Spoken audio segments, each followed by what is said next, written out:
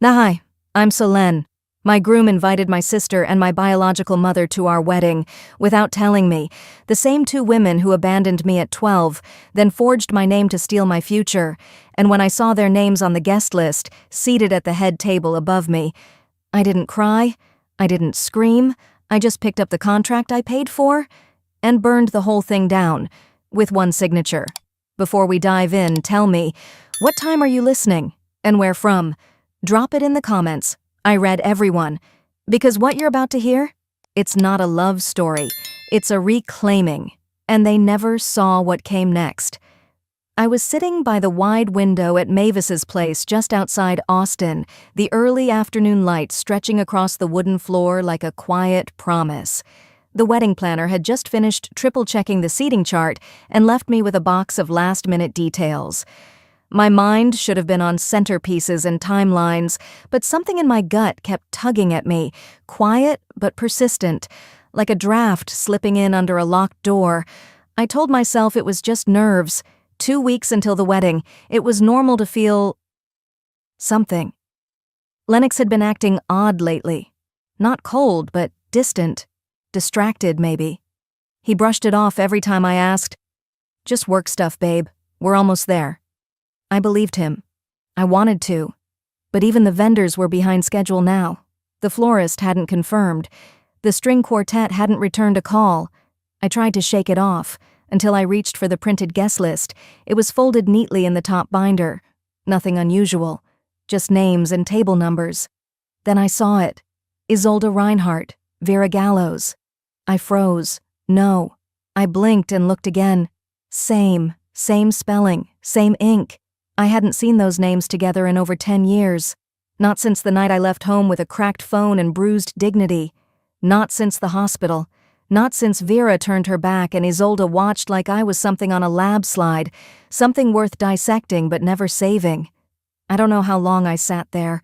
My throat dried up like cotton. The heat of the room suddenly felt unbearable. I picked up the list and walked straight into the kitchen, where Lennox was filling a glass of water, acting like this day was just like any other. "Lennox," I said too calmly, "why are their names on the list?" He turned, startled. "Whose?" I held up the page. "My sister, and Vera." He looked at me for a long second. I could almost see the script forming in his head. I thought maybe it was time, for healing, for moving forward. "Without asking me?" He sighed. "Look, Selene, it's been a long time. Families change. People change. Not them." My voice cracked, sharp but low. "And you knew that." I just thought. I didn't wait for him to finish. I left the room. The sunlight was harsher now, too yellow, too exposed. I walked down the hallway, past the swatches of wedding colors we'd once excitedly picked out, and found the nearest chair to sink into. My hands trembled, but my jaw clenched so tight I could hear the pressure in my ears. I pulled out my phone and called the only person who ever understood. Mavis. My anchor, my safe place. Voicemail. Her calm voice played through, cheerful and unaware. "Hey, it's Maeve. Leave a note unless you're bringing cookies." I didn't leave a message. Instead, I stared at the wall and remembered the last time Vera had made me cry in public. A charity gala. I was 19. She called me the mistake that made her give up Paris. People laughed, thinking she was witty. I wasn't laughing. I swallowed hard. That woman, the one who said I was a regret with legs, was now listed as a VIP guest on my wedding invite. Evening fell quietly, like a curtain pulled halfway. At 6, the stylist team arrived for the final fitting. I'd forgotten they were scheduled. They came in with soft voices and even softer smiles, armed with fabrics and pins, clipboards and cameras. "Hi, we're here for the rehearsal shoot," one of them chirped. "You must be one of the bridesmaids?" I blinked. "Excuse me?"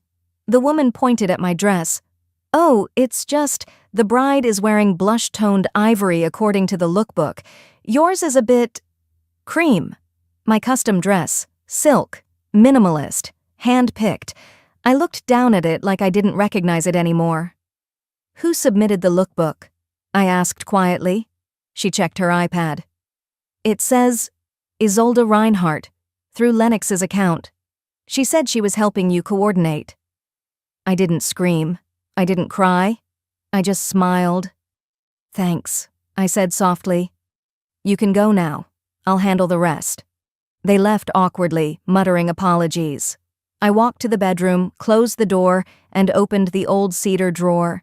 Inside, wrapped in tissue, was the handkerchief Mavis embroidered for me when I was 15. It read, M, for when you forget who you are. I held it like a compass. That night I didn't sleep, but I stared at the RSVP card Lennox had ordered last month, my name misspelled in gold foil, and something inside me cracked. The next morning, I held that RSVP card like it was evidence, because it was. The name printed on the envelope wasn't mine, not really. Selena. One letter off, but it hit like a slap, the kind that says, "You're not important enough for us to check." Inside, the seating chart confirmed it, table 9, not near family, not near Lennox, not even near the people I'd known for years. I was placed next to the restrooms, tucked into a corner like an afterthought. My fingers pressed into the paper so tightly the corner curled. Still, I didn't say a word. I folded the chart, set it aside, and went upstairs to change. The coordinator had scheduled a walkthrough of Lennox's family estate that afternoon, and apparently I was still expected to play the part of bride. The drive to the estate took just under an hour. I didn't remember the roads being that long or that dusty, but I also didn't remember feeling like a stranger headed to her own wedding. When I pulled up to the front gate, the place looked exactly like every Southern bridal Pinterest board had promised. White stone, lavender bushes, vintage lanterns swinging in the soft breeze. But to me, it looked like a set someone else had designed, and I was being asked to pretend it was mine. Inside, Lennox's mother was already with the planner, hovering over swatches and timelines. I walked past them and into the main hallway, following the distant hum of conversation. That's when I saw them. The gallery photos. The hallway walls had been transformed into a showcase of blown-up engagement shots and carefully posed family moments, the kind you'd expect from a wedding this size. But not a single one featured just me and Lennox. Every photo had someone else squeezed into it. Isolde, Vera, even his cousin Ellie showed up in one. But me? I was background. In one frame, Vera stood behind me, her hand resting gently on my shoulder, her smile soft and fake, like she was comforting me. The caption read, "Bridging Generations." That never happened. That photo was staged last week, and in that moment, staring at it under soft yellow light, I felt it down to my spine. They were rewriting my story, turning my pain into decor, my wedding into their stage. I turned away before anyone could see the tears building behind my eyes. Outside, the sun had dipped low, casting a muted orange over the lawn. The scent of white lilac hung thick in the air, a familiar perfume I couldn't place until later. We gathered under the tent, where the design coordinator laid out the final mood board for the reception. "This," she beamed, "is our cohesive vision." She handed me a clipboard like I was a guest on a TV show, not the woman footing 60% of the bill. Color palette, silver, periwinkle, and lavender. Signature scent, white lilac and cedarwood. Theme, sisterhood and restoration. I flipped through the pages slowly, each decision etched into glossy paper. Every choice made without me. Lennox's mother turned to me. "Isn't it just perfect? Isolde said these tones flatter everyone." I didn't answer. I couldn't. I felt something shifting inside me like stone cracking under pressure.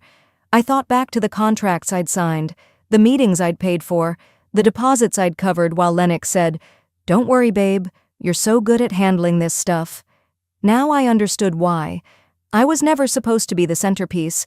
I was the infrastructure. I left the table with a quiet, "Excuse me," walked across the grass and down the path that led to the guest cottages. No one followed. Later that evening, back home, I opened my laptop to review the vendor files. I didn't know what I was looking for, not exactly, but I felt drawn to the budget tab. Something in me needed proof that I wasn't imagining all of this, that I wasn't overreacting. Line 47 caught my eye. Main photo layout, approved by IR. I stared at the initials, Isolde Reinhardt, the woman who once told me, "You're only angry because no one ever picked you first." She'd picked everything, she'd designed everything, she was center stage. And I was being erased. I closed the laptop quietly, then walked to the hallway closet. I reached behind the coats, behind the boxes of winter boots I never wore in Texas, and pulled out one box I hadn't touched in years. Inside was the beginning of something they'd forgotten I had: memory and the ability to burn. I carried the box from the closet like it held something radioactive. It was lighter than I remembered, maybe because I was heavier with the knowing. I placed it on the edge of my bed, hesitated, then walked to the kitchen and poured a glass of water. Not because I was thirsty, I just wasn't ready yet. There's a kind of fear that doesn't make you scream, it makes you stall. Back in the bedroom, I sat cross-legged, lit the candle on my nightstand, and stared at the brown twine wrapped around the cedar box. The knot had dried tight over the years. I pulled gently. It loosened with a soft pop. The smell hit me first, cedar wood and something faintly floral. Maybe memory itself has a scent. Inside were neatly stacked folders, yellowing paper, and 2 letters tied together with pink embroidery thread. Aunt Mavis's handwriting peeked out from one. I set those aside for last. I didn't need comfort right now. I needed clarity. The first folder was labeled in black ink, Intake, Summer 2005. I didn't need to open it to know what it was, but I did anyway. A mental health intake form, my name, birth date, and next to Temporary Guardian, the loopy, performative signature of Vera Gallows. I remembered that summer all too well, the heat wave, the silence, and the way Vera dropped me off at the psychiatric facility like she was returning a rental. She told the staff I was acting out for attention after my overdose. She left me there for 3 weeks. I was 15. They called it a resilience-building opportunity. Later, she would use that exact phrase on a podcast. "She's doing so well now," she had said to her audience, her voice soft and angelic. She learned early that pain can teach you strength. I hadn't learned that. I just learned how to survive her. The pages trembled in my hands, and I realized it wasn't just from memory. It was anger, fresh and wild and pulsing. Beneath that file was a thinner envelope, sealed with a faded pink sticker. I opened it carefully. What I found stopped everything. A consent form dated 2007. My name typed at the top. The title, Reallocation of Educational Trust Funds. I blinked. My signature was there, except it wasn't. It looked like mine. Close. Practiced. But I had never signed this. I had never even seen this. The date listed? March 12th, 2007. I was 17. That spring, I remember going to the bursar's office at school, trying to refill my meal card. They told me my account had been redirected. Family hardship, they said. Funds reallocated with guardian consent. I didn't understand then. I cried in the parking lot, thinking it was a glitch, but it wasn't. It was Vera. She stole my college money and forged my name to do it. My body went cold, and then hot. I fanned the papers out across the bed. My name, used like a signature on someone else's lies, like I had agreed to disappear. For a moment, I couldn't move. Every woman in that wedding gallery, Vera, Isolde, Lennox's mother, had spoken louder about my life than I ever had. Every time I tried to claim something, dignity, space, a seat at a table, I was told I was being difficult, dramatic. Now I knew they weren't ignoring me, they were editing me. I sat on the bedroom floor, surrounded by papers like fallen leaves. A quiet ache built in my throat, and somewhere underneath it, rage curled up like a sleeping animal, waiting to wake. I reached for the 2 letters from Aunt Mavis. The first one was written in 2009, a week after I left for college. It was short, a reminder to buy a new toothbrush and never let boys do my laundry. The second was different, older. It was folded twice, the edges worn. "Baby girl, I wish I could wrap you up and carry you out of this whole mess, but I know you'll do something stronger. You'll walk out on your own." You're not broken, they just needed to believe you were easier to leave behind. My chest cracked open at that line. Not broken, just easier to leave. I didn't cry. I couldn't. The tears were too old. Instead, I reached over to my desk, grabbed a red folder, and slowly slid the forged document inside. Then I pulled out a Sharpie and labeled the folder in capital letters. Truth. Not for drama. Not for revenge. Just to remember who I was before they rewrote me. My phone buzzed nearby, a notification from the wedding photographer reminding me to confirm final layout choices. I stared at the screen. I opened a draft email, typed 3 words, use none of it, then deleted them. I wasn't ready, not yet. But this silence inside me, it wasn't passive anymore, it was the sound of planning. I stood, placed the folder on my desk, and whispered into the room like it might carry, "You're not walking me down the aisle, you're walking me to war." I left the red folder on my desk, turned off the lamp, and went to bed without brushing my teeth. That's how I knew I was done pretending, even for myself. Sleep came in short bursts, broken by images. Vera's signature beside mine, Isolde in blue silk smiling for cameras, Lennox nodding like everything was fine. By sunrise, I had made up my mind. If they wanted to choreograph my silence, I'd give them a performance they couldn't script. Brunch was hosted at Lennox's family estate, out on the patio beneath the pergola, where vines crawled up the columns like they were listening in.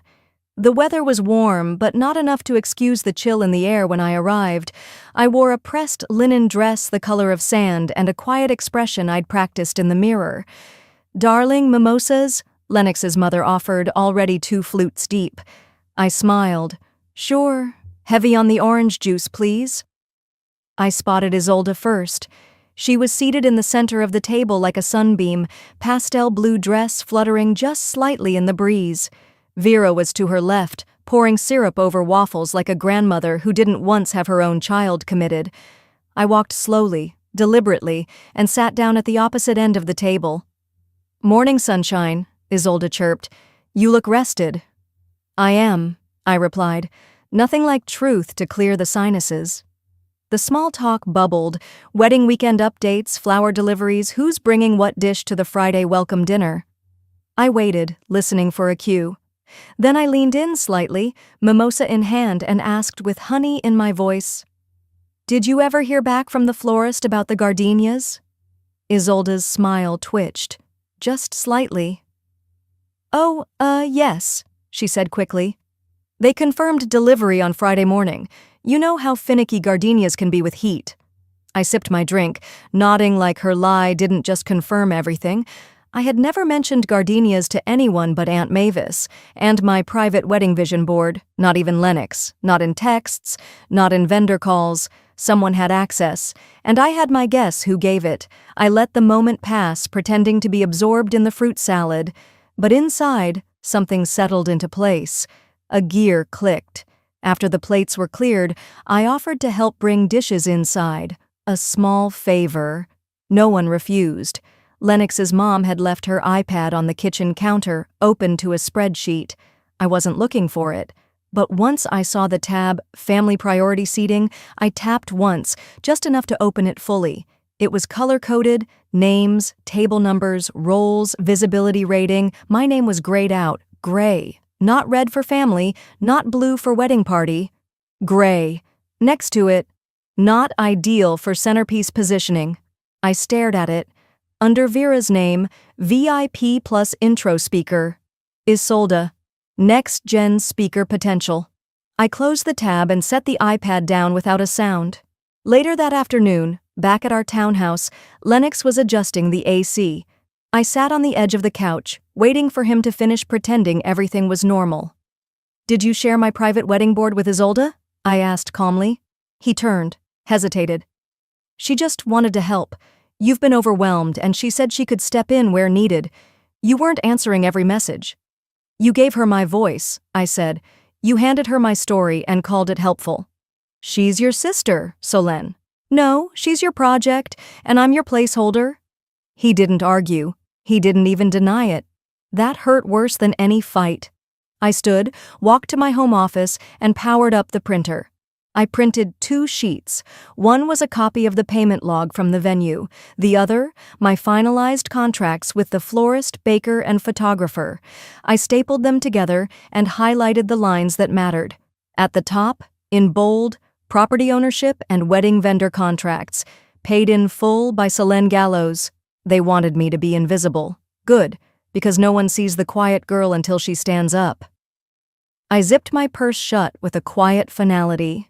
If they thought I would keep playing the part of the grateful bride while they rewrote me out of my own wedding, well, they hadn't been paying attention.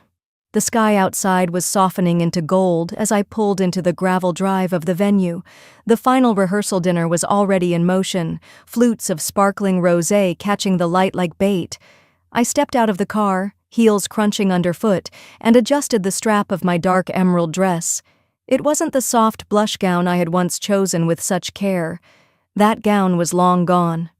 Vera greeted me at the door with an open-armed smile, the kind that photographers eat up. Her perfume hit me before she did. "Oh, sweetheart," she cooed. "That green really works for you. Very forgiving." I smiled without teeth. "Thanks. And you look almost unchanged." Her laugh was brittle, but she turned quickly to someone else before she could reply. Inside, the ballroom was already buzzing. Laughter bounced off the walls, and small talk filled the air like static. I made my way to my assigned seat, toward the edge of the room, just beside the serving staff's staging area.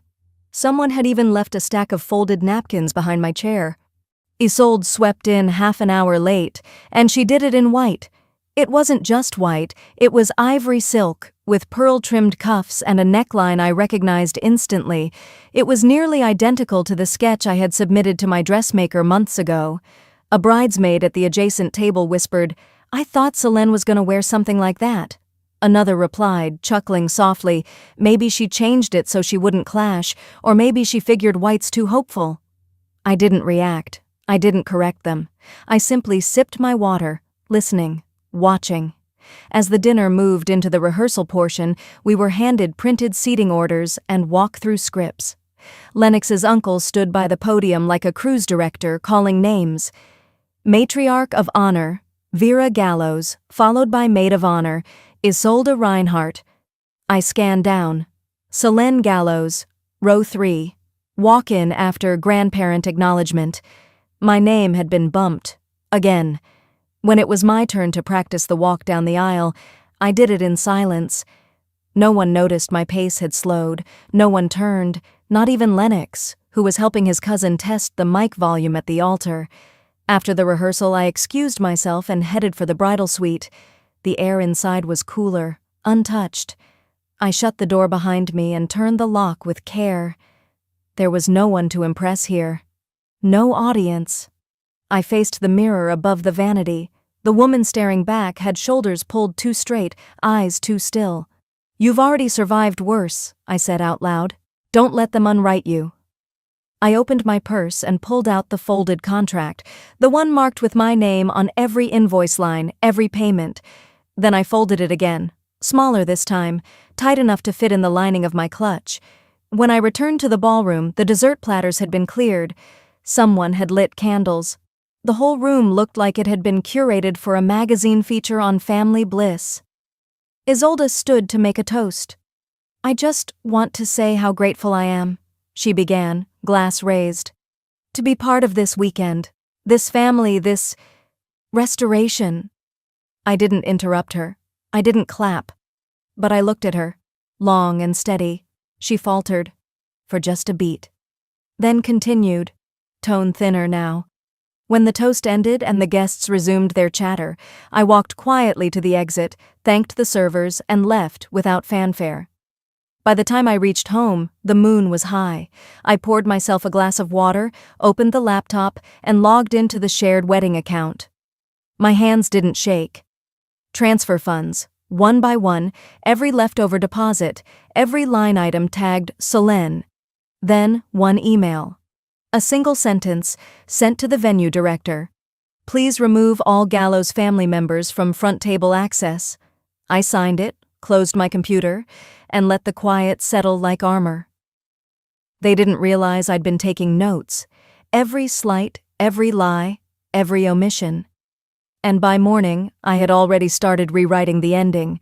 I sat at the dining table with a second cup of coffee going cold beside my laptop. On the screen, transfer confirmations lined up like dominoes, vendor after vendor, invoice after invoice. My name wasn't just on the checks. It was on the foundation, the fabric, the photographer's retainer, the catering deposit. I moved it all out of the joint account Lennox had access to and into my separate business account, the one even he didn't know existed, the one Mavis had helped me open when I was 23 and rebuilding from scratch. One last click. Funds moved. Paper trail complete. Let them pay for the fantasy they built, I whispered to the quiet morning air. I didn't cancel the wedding. That would be too obvious, too dramatic. No, I simply erased myself from the web of bills, receipts, and contracts. Every trace of my contribution, surgically removed. The florist still had orders. The band would still show up. But I wouldn't be footing the tab anymore. Let Vera negotiate a new deal if she wanted centerpieces tall enough to block faces and music loud enough to drown out regret. By midday, I was gathering my keys when the phone rang. Unknown number. Austin area code. Ms. Gallows? A calm voice asked. This is Ruth Mason. I'm calling on behalf of your late aunt, Mavis. I didn't sit. I didn't move. She left behind a revocable trust in your name. She instructed that it only be disclosed if certain patterns in the Gallows family reemerged. I exhaled slowly, and I guess those patterns showed up. She knew they would, the woman said. She just didn't know when. It wasn't the money that hit me. It was the recognition. Someone had seen me, not for what I pretended to be, but for what I was trying to survive. Thank you, I said, the words nearly catching. She also left a letter. We'll courier it over. By the time the sun shifted past its highest point, I had changed clothes and driven downtown. The jewelry cafe was tucked between a florist and a boutique bakery, too perfect for how this was about to go. Lennox was already there, thumbing through his phone, a smug latte beside him. He didn't even look up when I sat down. You're not answering calls, he said. I've had other priorities. He huffed. You're making this harder than it needs to be. Vera and Isolde are doing their best. You're the one acting like the victim here. Because I'm tired of playing the ghost, I replied, setting my purse down gently. He didn't respond. I took off the ring, platinum, vintage cut, chosen with Mavis, not him, and placed it on the white ceramic saucer in front of him. If being closed off means surviving this circus, I'll take it. Salt. No, I said, my voice steady. You chose them.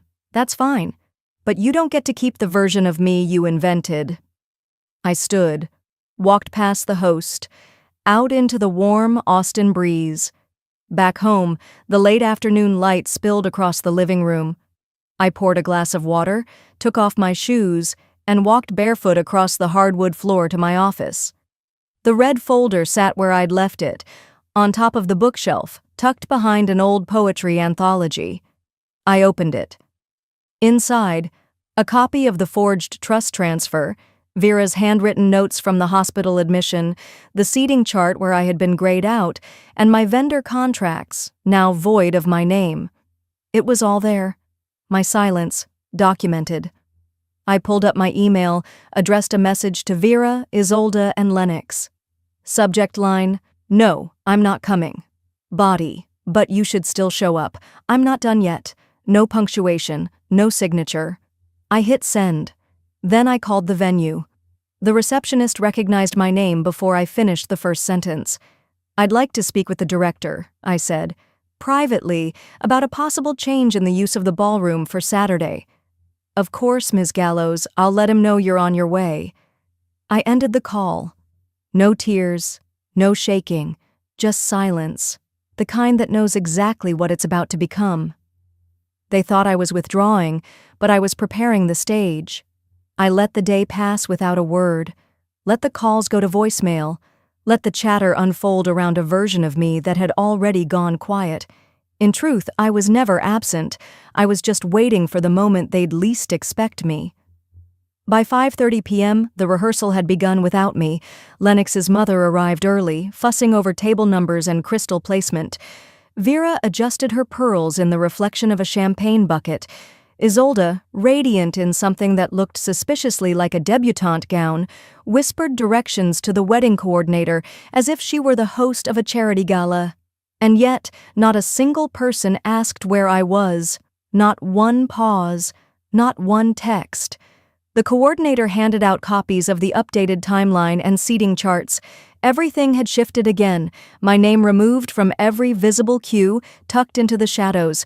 But 6:03 p.m. changed everything. I stepped into the venue alone, dressed in black from shoulder to heel, not mourning, not hiding, owning. Heels clicked against the marble as heads turned. A hush, the kind that sucks the oxygen out of a room, swept through the ballroom. I walked past the center aisle, past the floral arch Isolde had insisted on, and approached the front where the venue director stood adjusting linen samples. Without a word, I handed him a sealed white envelope. He opened it. Eyes widened. Then he nodded and turned to the rest of the staff. "Effective immediately," he announced. "All authority for this event reverts to Ms. Selene Gallows." Chairs shifted. Utensils clinked. Isolde's voice cracked as she stepped forward. "This isn't your wedding anymore." I met her gaze, calm, still, colder than she expected. "I agree," I replied. "It's not a wedding. It's my stage now." Gasps echoed. I didn't flinch. I turned to the vendors lined up near the back, their clipboards clutched like shields. "All changes submitted by Vera Gallows or Isolde Reinhardt are nullified. You've received updated instructions from me, filed through verified channels. Proceed accordingly." The florist, mouth open, fumbled for her iPad. The seating team began to whisper among themselves, scanning the newly printed lists. I watched as Vera stood, her smile gone brittle. Lennox broke the silence. "What the hell are you doing?" I faced him like I would a stranger on the street, someone I may have known once, but no longer did. "I'm taking back what I paid for, what I built, what you let them dismantle." His jaw worked to form something, anything, but no words came. He looked smaller than I remembered, quieter, like someone finally seeing the silence he used to win was now louder than him. I didn't wait for more. I turned to the room. I wasn't looking for an audience, but I gave them one final line anyway. "You all thought I'd stay quiet, because I did for years. You thought politeness was agreement, that silence meant approval. It didn't. It meant I was watching, and now I'm done watching." I turned on my heel, and as I walked past the DJ booth, I paused. "Play something for Mavis," I said. She liked Coltrane. The saxophone filled the hall behind me as I stepped outside. The air was thick with Texas heat, the sun beginning its descent behind the hills. But it felt cooler now, lighter. For the first time in weeks, I could breathe. Inside, I knew panic had replaced pretense. Chaos now, where calculation once reigned. I didn't need applause. I didn't need validation. I needed space. And I had just claimed it, publicly, legally, completely. They thought I had walked away, but I had one last curtain to pull. I waited until the reception was halfway through, long enough for them to believe they'd won. I knew the rhythm of the event because I'd once designed it, down to the minute. Cocktail hour, then dinner. Vows already exchanged. Laughter beginning to bubble between bites of chicken roulade and overpoured wine. The ballroom looked as it should. Perfect. Isolde glowed in her lace gown, raising her glass with Vera at the head table. Lennox wore a smug exhaustion, the kind of face a man wears when he believes a storm has passed. They didn't know what was coming. At precisely 7:12 p.m., as the server poured another round of champagne and the violinist transitioned into a soft jazz standard, the lights dimmed. A hush fell across the room. Then the projector on the far wall flickered to life. It started subtle, frames from security footage, grainy but unmistakable.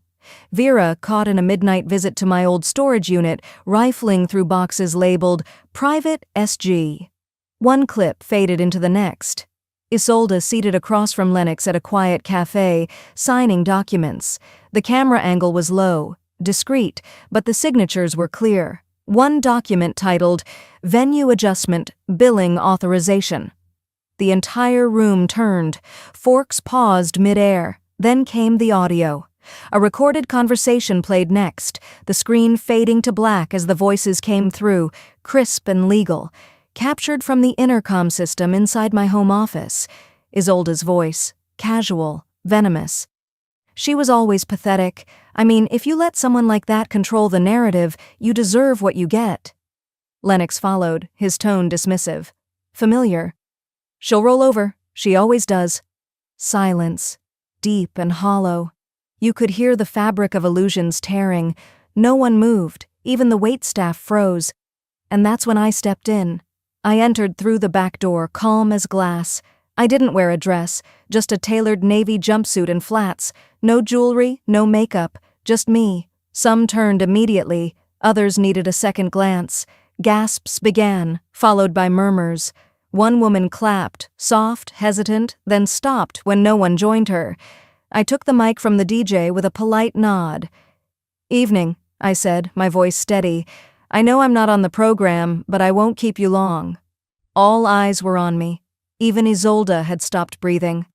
I just wanted to say thank you, because for years I thought I was the weak one, the one who stayed too quiet, who kept swallowing disrespect like it was a vitamin. I looked toward the head table. Vera wouldn't meet my eyes. Lennox looked like he'd just remembered how to sweat. Isolde was stone. But every single betrayal taught me where the edge was, and now that I've found it, I know how to walk away without falling. I folded the mic cord carefully, handed it back to the DJ. I didn't cry. I didn't bow. I walked to the cake table, untouched and towering with sugar flowers that cost more than most people's rent. I reached into my purse, pulled out Aunt Mavis's embroidered handkerchief, and laid it next to the silver cake knife. A quiet symbol. She couldn't be here, but this moment was hers too. And then I turned and walked out. No applause, no gasps, just air so still it hurt. Outside, the valet line was empty. My attorney stood waiting by a silver sedan. He held a folder tucked under one arm. You're officially out, he said quietly. All contracts voided, no legal or financial ties to any of them. It's clean. I looked at him. Perfect. I didn't glance back at the building. I didn't need to. Inside, they'd be reeling, trying to control a narrative I no longer needed to participate in. I didn't win the wedding. I reclaimed my name. I didn't win the wedding. I reclaimed my name.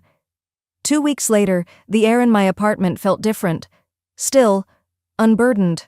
The sharp scent of lemon from the candle on the counter cut through the weight that had once settled into every corner of my life. My inbox had ballooned while I stayed offline, nearly 300 unread emails. I didn't open most of them. There were a few from vendors, a few from former coworkers, one from Lennox's college roommate with the subject line, I had no idea. But the one that caught me off guard came from Vera. Subject, watched myself on screen. Body, I didn't realize how far we'd gone. I'm sorry. That's not who I meant to be. There were no excuses, no signature flourish, just that. I stared at the screen for a moment longer than I meant to, then closed the laptop. I didn't reply. Some part of me, a part that used to ache for a mother's remorse, had expected to feel something. But I didn't. Not relief, not anger, not even satisfaction. Just stillness. I poured a cup of black tea and walked it to the window. The morning sun pushed between the blinds, soft and gold. Sorry, I whispered, isn't the same as healing. I used to live for apologies, for the moment someone would admit they saw me, heard me, regretted their cruelty. But I've learned, apologies confirm what happened. They don't undo it, and they certainly don't rebuild what was torched. Later that afternoon, I found myself in the laundry nook beside the kitchen.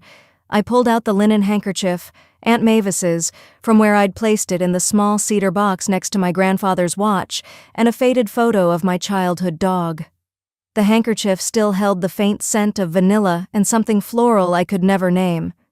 I filled the sink, let the water run cool, added a splash of gentle soap, and washed it by hand. As I rinsed, I whispered out loud, "Don't let their actions define your endings." I could hear Mavis say it, low and warm like she used to. I dried the cloth flat on a cotton towel, then took out my embroidery kit. Just one line, small and careful, stitched into the hem. I was always enough. That was it. That was my vow. A week later, I took a walk along a beach trail about 40 minutes from Austin. I'd gone early, when the air was crisp and the tide hadn't fully turned. It was quiet, save for the cawing of seagulls and the rhythmic crash of waves. I liked the sound of my shoes on the packed sand, firm, forward. About 20 minutes into my walk, a woman jogged past with a golden retriever. She glanced at me once, then slowed. She doubled back. "Sorry, are you Selene Gallows?" I blinked. "Yes." She took a step closer, holding the dog's leash like it was the only thing grounding her. "You don't know me, but I saw your clip. I left my family too, for similar reasons." Her voice cracked. She cleared it. "I just wanted to say thank you. You reminded me that walking away doesn't mean you failed. Sometimes it just means you finally understood the rules of the game." We stood there for 20 minutes talking about nothing and everything, about how silence used to feel like shame, but now feels like power, about how some people confuse survival with selfishness. Before we parted, she smiled and said, "You didn't just take the mic that night. You gave it to people like me." When I got home, I lit one of Mavis's old records, a grainy vinyl of Billie Holiday. I left the windows open, let the air flow. The linen handkerchief, now stitched and pressed, sat on my nightstand like a quiet witness to what had been reclaimed. No tears this time, just the steady rhythm of peace. They never saw what came next, because for once I didn't write it for them. I wrote it for me. I stepped onto my rooftop balcony, a soft wind lifting my hair, and for the first time in my adult life, I didn't brace for impact. I breathed in the dusk. Then I whispered, "Sometimes, standing alone at the altar of your life is the most sacred vow you'll ever make."